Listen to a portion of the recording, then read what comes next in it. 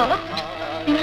अंतिम बांधव देहि पदम जय दुर्जय शासन केलि परायण कालिय दामन देहि पदम जय कालिय दामन देहि पदम जय भक्त जनाश्रय दीन दयामय चिन्मय अच्युत देहि पदम जय कारुण पावन धर्म परायण दैत्य निसूदन देहि पदम जय दैत्य निसूदन देहि पदम। ঠাকুর, আমার স্বামীকে অমন করে চিনিয়ে নিও না।